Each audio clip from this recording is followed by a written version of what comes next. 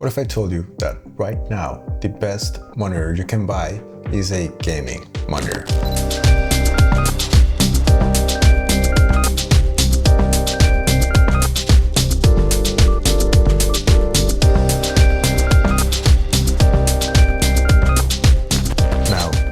Thinking gaming monitors are gimmicky, RGB lighting, bunch of stuff that's weird. The common thinking is that it's not made for color accurate work. And you know what? You are right.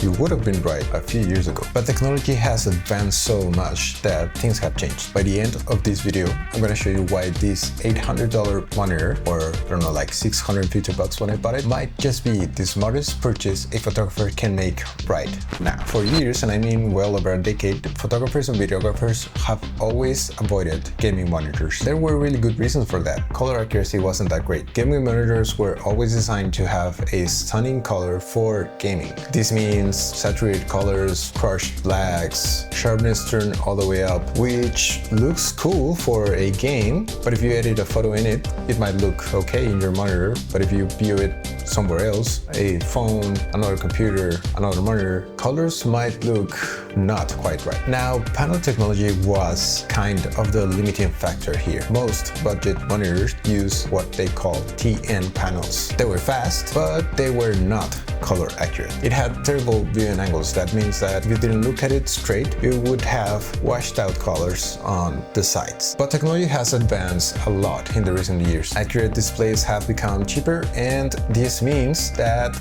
gaming monitors have also advanced in that technology. This monitor, the AGON Pro, I'm gonna put the name on the description because it's quite long, but this has a QD-OLED panel, which is quantum dot OLED panel. Traditional OLED panels, which is, I have to read it, organic light emitting diode, is a technology where every single pixel has its own light. There is no backlight like in LCD panels. This means that when one pixel needs to go dark, it just turns off. That's what you call true black. The normal contrast ratio for a good monitor could be 1000 to 1, but with OLEDs it is about 1.5 million to 1. Traditional OLEDs have a weakness, which is that it doesn't get really bright. This is where quantum dot technology comes in and takes a boost on the brightness. QD panels add a layer of quantum dot technology, which is like nanocrystals, over the OLED panel. These crystals convert the light that OLEDs emit and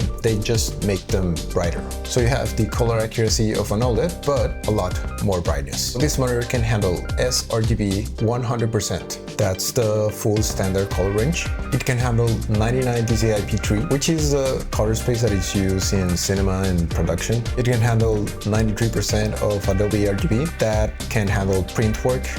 It's a much larger color space than DCI-P3. As I said, it has a 1.5 million to 1 contrast ratio. It has 0.03 milliseconds of response time, which is really good for gamers, and 165 Hz of refresh rate. On an $800 gaming monitor, a lot of professional monitors are way more expensive than that. This is a 31.5 inch monitor. It's big enough to show pretty much every tool that you need on Photoshop, Lightroom, Darktable, or whatever you use for photo editing. And it's also good for video editing. I have everything I need with After Effects, and also the timeline has a pretty good size on DaVinci Resolve. As I said, the resolution for this monitor is 4K. The pixel density comes at approximately 140 pixels per inch. It's not quite Retina level like on the MacBooks or the Studio Display from Apple, but let's be real, you're not looking at the monitor 2 inches away. Of course, if you come from a Retina display, it can take a little bit of use to, but text is sharp, detail is there. I have no problem reading or editing. HDR performance is, let me read it because I need to get it straight. VESA Display HDR True Black 400. That just means that it's true black and is a certification that is specifically for OLED panels, where the black level is actually 0. There are no dimming zones, there's no haloing, it's just true black. SDR brightness goes up to 250 nits approximately. It's okay if you are working in a light control environment, but I always have edited at 120 nits of brightness, so 250 for me it's not not that bad, although I never use it. This is at 120 nits right now. But if you're someone that needs more than 250 nits of brightness at SDR, you should take that in mind. But HDR, of course, goes further than that. For connectivity, you get, and let me read again, you get 2 HDMI 2.1 ports, you get a DisplayPort 1.4, a USB hub, and 3 downstream USB 3.2 ports. And I have one jack. You have also built-in speakers. I don't really use those, neither the headphone jack or the speakers. They are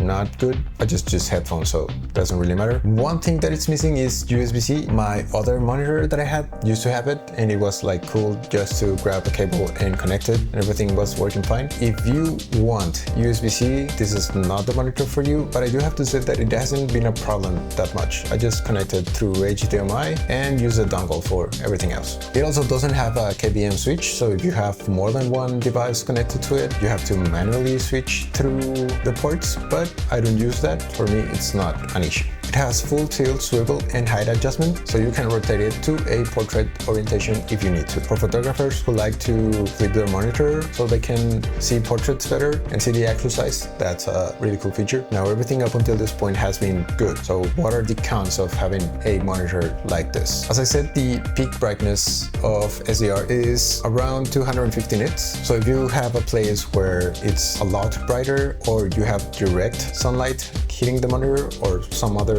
light source, the QD panels tend to become a little bit reddish or magenta when a direct light source hits them. That can shift the colors. That's something to keep in mind. But if we are fair enough as photographers or videographers, we don't have direct lighting always on the monitor. There is also the potential for OLED burn-in. This has been a topic that has always worried a lot of people that use OLED panels. This has been kind of mitigated with new OLED technology. They also include a lot of safety features for the monitor, including pixel shifting, screensaver mode, or just have a pixel cleaning cycle. I have an OLED TV that has been with me for like 4 years, and I've been using it daily, and I don't see any burning, so I don't think that's an issue. I've had this monitor for like 6 months, and I have Lightroom, Darktable, DaVinci Resolve, After Effects open for 8 hours a day, and I don't see any burning. Something to keep in mind, but for me it hasn't been really an issue. Another con is that it doesn't have hardware calibration. That means that if you calibrate it, the profile doesn't get saved on